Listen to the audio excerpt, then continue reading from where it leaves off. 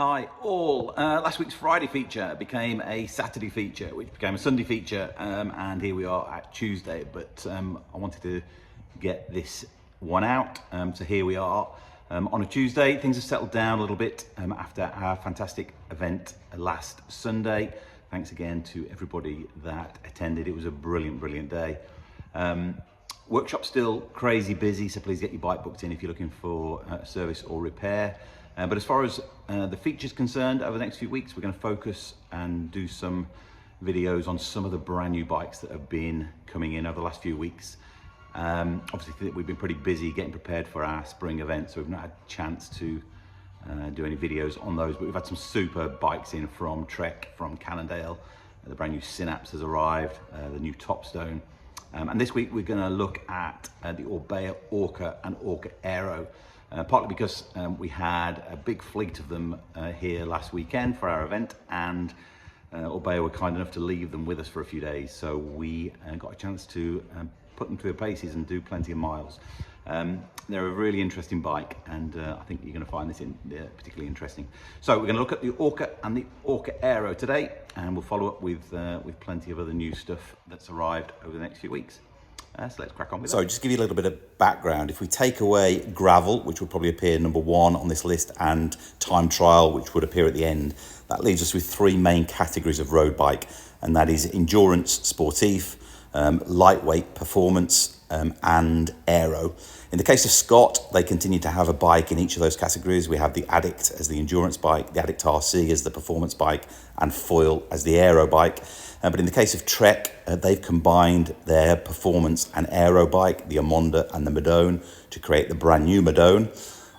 In the case of Cannondale, they've combined the Super 6 and the System 6 to create the brand new Evo, leaving the Synapse as the endurance bike. And in the case of Orbea, they've also narrowed it down to two bikes. And in my view, they've combined really well the endurance and performance bike to create the Orca, and then have the Orca Aero as obviously the aero bike. So two bikes covering three categories. So that leaves us with the Orca and the Orca Aero. So we'll look firstly at the Orca, which, as I say, depending on which carbon layout you choose, which handlebar you choose, can comfortably be an endurance bike or equally a lightweight performance bike. The OMR carbon layout works perfect for an endurance bike, giving that little bit more compliance, and the OMX giving a slightly lighter but stiffer feel, more performance orientated. You can have a slightly raised handlebar, giving you that endurance geometry, or you can have the flat bar, giving you that more that more performance, aggressive geometry. The frame style is superb. The compliance comes from this super thin top tube, and the stiffness comes from the chunky down tube. Available in loads of different colours. It rides brilliantly. We did a lot of miles on this last week, and it really is a fantastic bike. Then you have the Orca Aero, and I would argue that this probably sits slightly further to the right of even the Foil. It's probably marginally stiffer, probably more aero, and could easily be a TT bike, triathlon bike, as well as an aero bike.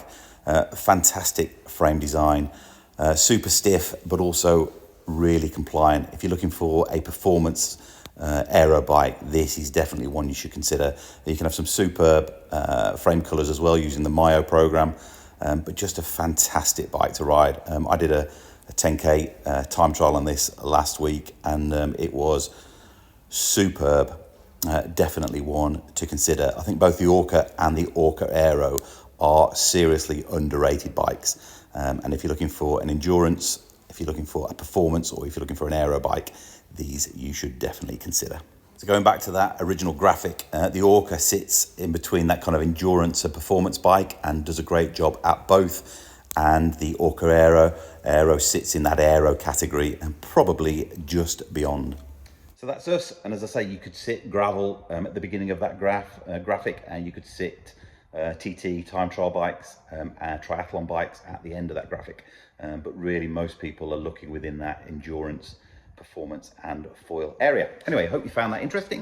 Any questions, let us know, and we'll see you next week, probably on Friday.